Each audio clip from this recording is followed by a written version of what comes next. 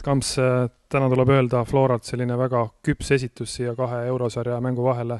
Sul endal ka hooaja esimene värav nüüd löödud, et tuleb päevaga rahul olla. Jah, selles suhtes vaja rahul olla, et 3 punkti on tabelis ja selles suhtes küps esitus, et suutsime taga nulli hoida ja tegelikult esimene poolek tekitasime päris häid väravavõimalusi, et enda värava kohta hea meel, üks on löödud. Infonet täna näitas ka, et see ei ole nüüd juhuslik, et nad seal esivisikus selle esikolmiku kannul on, et on tugev võistkond ja teisel poolel valmistasid meile päris omajagu peavalu. Ja Infoneti mängu kohta võib väga palju positiivset öelda, et väga hästi mängisid minu arust teine poolega, et võib-olla me oleks ka pidanud vähe selliselt nagu agressiivsemalt mängima, et oleks olnud võib-olla vähe lihtsam endal. Mille üle kindlasti ka on hea meel, et tänane päev näitas ka, et Flora meeskonnas on seda sügavust, et 5 mängijat vahetati välja ja ikkagi selline korralik tugev mäng meie poolt, mis oli enamusest ikkagi meie käes.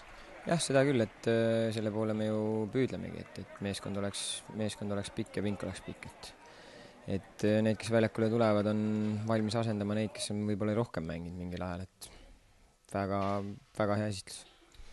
Ja nüüd kohe juba varsti lendama, teisipäeval see pikk reis meil ees ootab ja neljapäeval siis tuleb teha see ära, mis me siin pool nii-öelda ära tegime.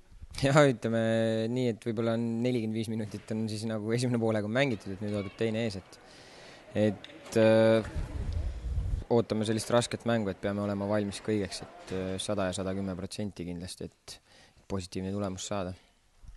Aitäh! Täna oli küll selline mäng, kus ütleme kõige tähtsam oli see mäng hästi ära mängida, võita see mäng 3 punkti, et siin nagu mänguilu nii-öelda taga ei aja või sellist isegi ülesannete suhtes nagu, et ütleme, me ei eeldanud seda, et me hakkame seda mängu 9 minutit domineerima, et oli tähtis kaitses tugev olla ja ise ees ära lüüa, mis õnnestus. Saime sääst ikkagi, et päris mitmed mängijad olid ju pingi peal ja Sapinen oli täitsa nagu eemal, nii et selles osas nagu läks hästi, et hea oli ka see, et Aalo nii-öelda oli mees omal kohal, et saime just Kamsi vahetada, kes nagu tundis, et jalad on sellised, vajaks vahetust, nii et saime ka mängu sees raskes olukorras tegelikult nii-öelda vahetada teist äärt, et selles osas oli ikkagi meeskond tublidena. Kas juhised olid ka kuidagi ekstra, et alguses võimalikult terav olla ja otsida kiiresti seda väravat? Just nagu värava ülesand konkreetselt andnud, aga terav küll, et teadsime, et tuleb minna hea tempoga peale igal juhul, et mitte anda seda initsiatiivi vastasele, et me teadsime, et nad tulevad kõrge pressinguga ja tahavad neid suurela panna, et selles osas nagu saime just initsiatiivi algus enda kätte võtta ja selle nagu tempo heas mõttes nagu alla tõmmata, nii-öelda neid liikuma panna ja nad pidid esimene poole päris palju kaitsetööd tegema, mis tõttu nad ka tõenäoliselt tegid 2 kiiret vahetust. Infonet teisel poolel ka tõestas, et miks nad on seal napilt selle esikolmiku kannul, et oma jagu oli neil võimalusi. Ja ega teada on, et neil on ju väga kogenud mängijad ja hästi komplekteeritud ja tugev meeskond ja nad tulid ka täna nagu sellise ründavalt mängima, ütleme, taktika oli valitud selline, kus sul on praktiliselt 3 ründajat ees ja selles mõttes, et tulid ka kindlalt nagu meie seda võib-olla rasket hetke ära kasutama. Nüüd läheb töö juba edasi selle Makedoonia mängu suunal. Teisipäeval varahommikul me sinna lendame ja ees on ootamas tõeline leitsak, 34-5-6 kraadi.